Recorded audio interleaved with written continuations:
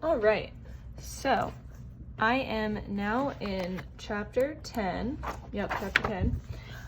And I'm going to be doing practice question number 8. And so this asks, what is the major monochlorination product of this reaction? And so as we look at the reaction, it is this little isopropyl with Cl2 and UV light. This UV light is a good indicator that we are going to have a radical reaction. And a very important thing to note with a radical reaction in a Cl2 is that you will not get the most substituted position. It's not going to be Markovnikov.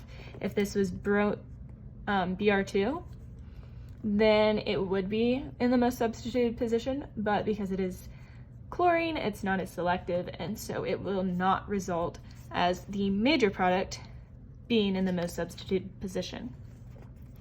So moving forward from there, we can look at each of our problems and just kind of go through it, right?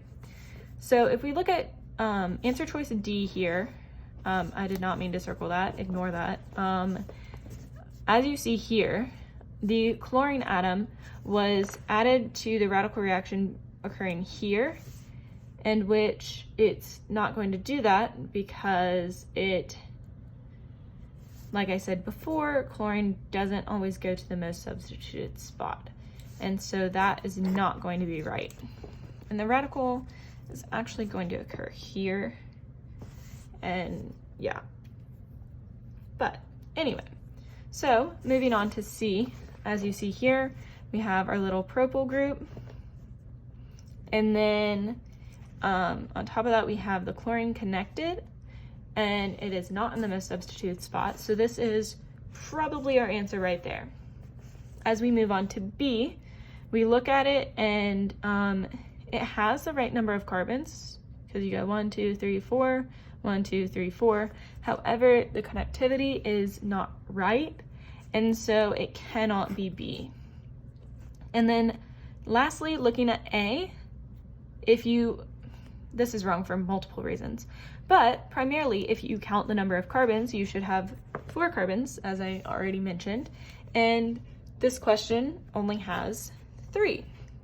So you know right there that it cannot be that question.